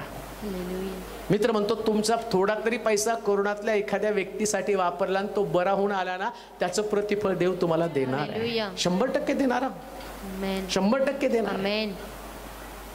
थोडं तुमचं जास्तीच आहे, थोडं द्या, कारण प्रभू तुम्हाला तसं शिकवत आहे. ही सेवेची संधी आहे. हे लोक आजारी पडले त्यांच्यासाठी तुम्हाला एक संधी आहे. मग पुन्हा तो इर्मायाच्या पुस्तकाच्या 38:2 मध्ये म्हणतो, तलवार, दुष्काळ आणि मरी याच्यापासून वाचायचं असेल तर खासद्यांकडे जा. जो खासद्यांकडे जाईल, काय लिहिले वचन? तो जगेल, तो जगेल, तो जीवानिशी सुटेल, तो जीवानिशी सुटेल. आणि जो खासद्यांकडे जाणार नाही तो मरेल, नक्की मरेल, नक्की मरेल. आता मरायचं का जगायचं हे तुमच्यावरती अवलंबून आहे. पुष्कळ गोष्टी मी सांगितल्या, मी सगळ्या गोष्टी रिपीट करणार नाहीत. मी तर म्हणतो वारंवार हा संदेश तुम्ही ऐका आणि या सगळ्या गोष्टी पाळा. काही गोष्टी पाळू नका, सगळ्या पाळा. थोडं थोडं करा. काही नाही तर कुठेतरी 100 रुपये तर द्या कुठल्या सेवकाला, कुठल्या कोरोनाग्रस्ताला. एवढी तुमची ऐपत आहे तेवढं त्यांना द्या. थोडं थोडं करून बघता बघता हळूहळू हा रोग जाईल आणि ते रोग गेल्यावर समोर जिवंत असलेल्या व्यक्तीला तुम्ही पाहाल की ज्याला तुम्ही मदत केली, तुम्ही प्रार्थना केली, तुम्ही चांगलं पॉझिटिव्ह, तुमच्याकडे पैसे नाही, पॉझिटिव्ह बोला त्याच्या बाबतीत, सकारात्मक बोला. मी म्हणत नाही तुम्हाला नुसतेच पैसे द्या, सकारात्मक बोला, धैर्य द्या आणि पहा एक दिवशी तुम्ही वाचाल आणि आमच्या देशातले असंख्य लोक वाचतील, आमच्या शहरातले असंख्य लोक वाचतील. हे शहर एक साक्षीचं शहर बनू द्या. आम्ही प्रार्थना केल्याने देवाने या शहराला वाचवलं. अब्राहम जसा त्या सदोम गोमोरासाठी मध्यस्थी करत होता तसं आम्ही मध्यस्थी करावी. मोशे जसा इस्रायल लोकांसाठी मध्यस्थी करत होता तसं आम्ही मध्यस्थी करावी. हे कराल तर तुम्ही वाचाल. आपण प्रार्थना करू. सर्व समर्थ जिवंत देवा, तुझी स्तुती करतो, तुझ्या नामाचं गौरव करतो. तुझं वचन आमच्या पावलाकरता दिवा, आमच्या मार्गावरती प्रकाश आहे. सारं जग या दिवसामध्ये कोरोनाचा हाहाकार पाहत आहे, ते मृत्यूचं तांडव अनुभवत आहे. पण आम्ही मात्र तुझ्या वचनातलं गुज रहस्य आणि तुझ्या वचनाच्या द्वारे असणारी रेमेडी, सुटका अनुभवलेली आहे. आम्ही पाहत आहोत की या भारताला तू करोनातनं मुक्त करायला सुरुवात केलेली आहे आणि आम्ही तसंच बोलत आहोत. जसा प्रभू येशू ख्रिस्त म्हटला, मनुष्याचा पुत्र मरणार आहे, 3 दिवस 3 रात्र भूमीच्या पोटामध्ये राहील आणि तो पुन्हा उठणार आहे आणि जगाला दर्शन देणार आहे. आम्ही तसंच कबूल करत आहोत. हा कालखंड जाणार आहे. जसं प्रभू येशू ख्रिस्त 3 दिवस 3 रात्र राहिला, तसा करोनाचा कालखंड राहणार आहे. आणि तो कालखंड संपल्यावर आम्ही देवाचं गौरव 100% पाहणार आहोत. परंतु जे तुझं वचन ऐकत आहे अशा लोकांमध्ये एक पॉझिटिव्ह एनर्जी येऊ दे, सकारात्मक ऊर्जा. आणि ती वचनाशिवाय दुसरीकडे कुठं नाही. त्यांच्या परिवारामध्ये दुष्काळाची, तलवारीची भीती नाही, कारण आज तुझं वचन ऐकलं, ज्ञानाने आम्हाला शिकवलं. खरं ज्ञान तर प्रभूच्या घरामध्ये आहे.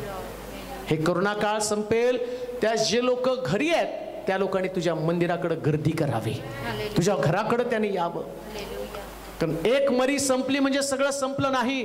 याच्यापेक्षा मोठी संकट जगावरती येणार आहेत. परंतु आम्हाला वाचवण्यासाठी फक्त तुझं मंदिरच आहे, तुझं वचनच आहे. प्रार्थना करतो सगळ्या विश्वासणाऱ्यांसाठी प्रभूजी. मोठ्या आशेनं आज यूट्यूब समोर, टीव्ही समोर, फेसबुक समोर ते डोळे लावून बसलेले आहेत आणि तुझ्या वचनांमध्ये सांत्वन आहे. व्हेंटिलेटरवरती त्यांना बाहेर काढतात ना. ऑक्सिजन लेवल ज्यांची कमी झालेली, आज ती अद्भुत रीतीनं, चमत्कारिक रीतीनं डॉक्टरला थक्क करणाऱ्या गोष्टी येणार दिवसामध्ये घडू दे. ऑक्सिजनचा प्रश्न, रेमडेसिवीरचा, औषधांचा प्रश्न, सगळ्यांचा प्रश्न सुटू दे प्रभूजी.